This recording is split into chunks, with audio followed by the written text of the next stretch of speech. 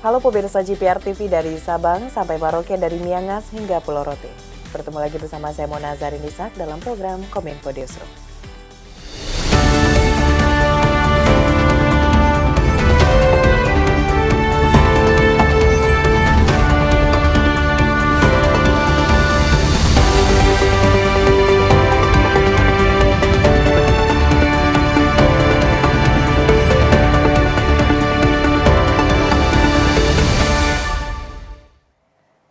Pemirsa, kita ke informasi pertama. Adiatama Pariwisata dan Ekonomi Kreatif Ahli Utama Kemenparekraf, Dia Niscaya menyebut perhelatan World Water Forum ke-10 menjadi ajang promosi di destinasi wisata di berbagai wilayah di Bali. Destinasi wisata di wilayah selatan dan utara Bali terus dipromosikan untuk menghadiri adanya penumpukan wisatawan di wilayah selatan Bali yang menjadi tempat terselenggaranya perhelatan World Water Forum ke-10 mendatang.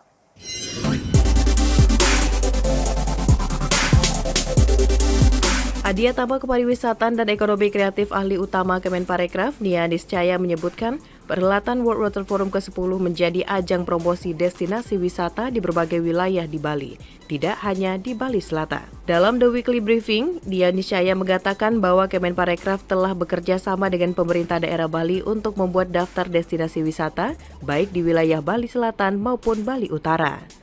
Destinasi wisata di berbagai wilayah di Bali itu pun dipromosikan sejak beberapa bulan lalu kepada para delegasi untuk mengantisipasi adanya penumpukan wisatawan di wilayah Bali Selatan. Tercatat sebanyak 1.062 peserta yang terdiri dari 387 peserta nasional dan 675 peserta internasional dari 88 negara telah mendaftar ke World Water Forum ke-10 yang diyakini akan menambah produk domestik bruto di sektor ekonomi dan kreatif di Indonesia. Pemda sudah bagus ya, dia sudah punya bikin travel pattern untuk wilayah-wilayah lain. Saya kira Kemenparekraf tentu mendukung itu dan kita yang harus bertugas memasarkan itu semua supaya orang terinfo ada apa saja, ada pilihan apa aja ketika dia hadir di sana. Kalau di dalam konferensi sih biasanya lebih mudah kan tertata, tapi begitu dia menyebar, nah ini kan tantangannya ya persoalan visitor management. Jadi pre-event itu memang harus sudah terkomunikasikan apa-apa saja yang bisa dia mendapatkan pengalaman ketika menghadiri event itu. Kemenparekraf menegaskan bahwa iuran pariwisata via tiket pesawat hingga saat ini masih menjadi wacana. Sementara itu, Kemenparekraf mengajukan usulan akan adanya tourism fund atau iuran pariwisata yang bersumber dari anggaran pendapatan dan belanja negara. Kementerian Pariwisata dan Ekonomi Kreatif mengusulkan akan adanya tourism fund atau iuran pariwisata yang bersumber dari anggaran pendapatan dan belanja negara dan bukan dari kenaikan harga tiket pesawat. Hal tersebut disampaikan Adiatama Kepariwisataan dan Ekonomi Kreatif Ahli Utama, Dia Niscaya, dalam acara press briefing di Jakarta pada Senin 29 April 2024. Sebelumnya ramai beredar info terkait iuran pariwisata melalui tiket pesawat.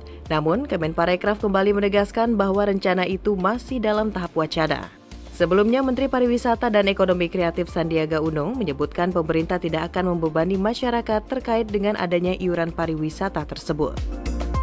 Menparekraf juga menekankan bahwa rencana memungut iuran pariwisata melalui tiket pesawat itu membutuhkan kajian yang matang.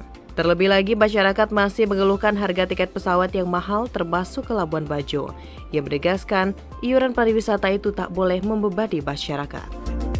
Itu Pak Sandi sih arahan seperti itu, tapi top yang tadi bahasan nambah sekian dolar ke tiket itu saya pikir masih wacana yang masih belum di follow up lebih lanjut, karena apapun kalau itu jadi pun semua kebijakan kalau keluaran dalam bentuk peraturan presiden itu selalu harus ada kajian. Menteri Pariwisata dan Ekonomi Kreatif Sandiaga Salahuddin Uno mengatakan status Solo sebagai kota kreatif UNESCO dapat membuka peluang untuk dibukanya kembali penerbangan internasional di Bandara Adi Sumarmo selama Solo memiliki perhelatan berskala internasional. Maka penerbangan ke Solo menurutnya berpeluang terakses langsung dari luar negeri.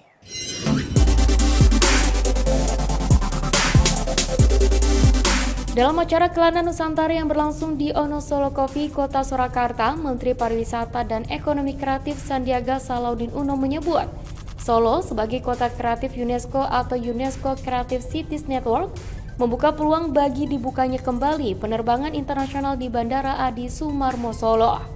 Sebagaimana diketahui, Solo atau yang secara administratif juga disebut sebagai Surakarta telah dikenal sebagai salah satu kota kreatif terbaik tanah air, yakni dengan kuliner, kriya, dan seni pertunjukan sebagai subsektor unggulan.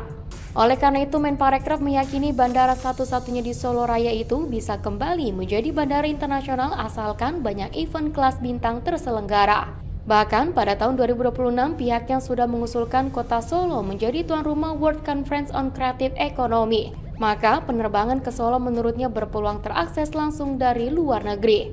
Selain itu, pihaknya juga akan melihat permintaan secara umum untuk penerbangan dari dan ke luar negeri melalui Bandara Adi Sumarmo.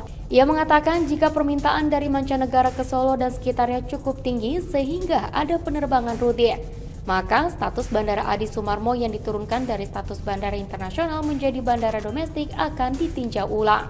Ini tadi saja saya baru berkoordinasi karena banyak sekali yang memberikan masukan. Selama Solo ini memiliki eventnya internasional, dan Solo Menari ini salah satu yang ingin kita angkat menjadi event internasional.